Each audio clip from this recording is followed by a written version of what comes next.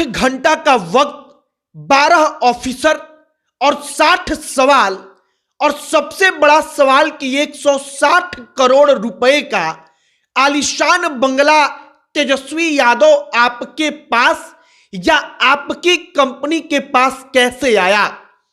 160 करोड़ रुपए का कोई घर, सोचिए कि वो कैसा होगा।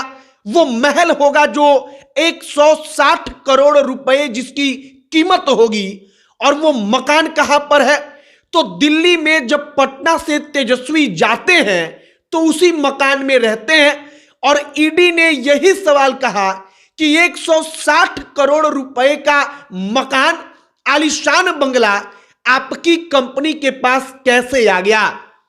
ईडी कहती है कि अगर आप नाबालिग थे तो फिर आपने कोई कंपनी कैसे बनाई, और पूरा का पूरा मामला आपको हम आगे समझाएंगे, बताएंगे कि 160 करोड़ रुपए का महल या बंगला तेजस्वी के पास कैसे आया, वो इसके मालिक कैसे बन गए, और ईडी ने जब उनसे सवाल पूछा तो उन्होंने क्या जवाब दिया। बाकी नमस्कार, हमारा नाम मोहित कुमार सिंह है और अब आइए इस कहानी पर।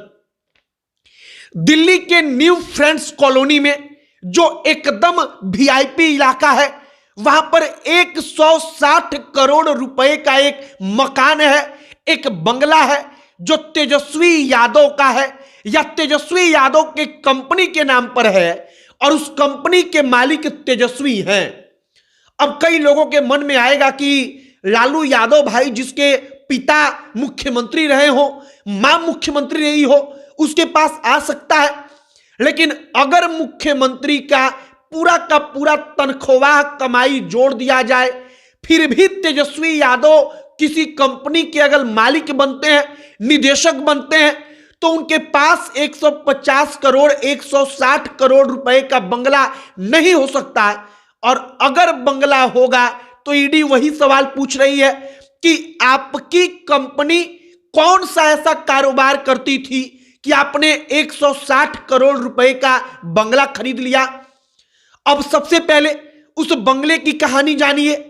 बताया जाता है कि दिल्ली के वीवीआईपी इलाके में वो बंगला है। अब वो बंगला जो है वो एक कंपनी के नाम पर है। उस कंपनी के डायरेक्टर तेजस्वी यादव हैं, या तेजस्वी यादव के पास उस कंपनी का लगभग सारा शेयर है। और ईडी यही सवाल पूछती है कि आखिरकार 21-22 साल की उम्र के जब आप होते हैं, तब एक कंपनी करोड़ों रुपए का कारोबार करने लग जाती है, और वही कंपनी जिसका 4 करोड़ रुपए का कारोबार होता है, वो आज की तारीख में 160 करोड़ रुपए के मार्केट वैल्यू का कोई बंगला कैसे खरीदती है। अब तेजस्वी यादव जो जानकारी आती है उसके मुताबिक अधिकांश सवालों के जवाब में कहते रहे कि हमें पता नहीं है या हमको इस बारे में कोई जानकारी नहीं है। और ईडी ने यह सवाल पूछा कि आखिरकार 160 करोड़ रुपए के बंगले की कहानी क्या है। 160 करोड़ का रुपया का बंगला वाकई में तेजस्वी के पास है। जब तेजस्वी पटना से दिल्ली जाते हैं तो ईडी ने पूछा भी कि आप दिल्ली में उस बंगले में जाकर रहते हैं, और तब आपको कैसे नहीं पता कि वो बंगला कैसे खरीदा गया, किसका पैसा उसमें लगा।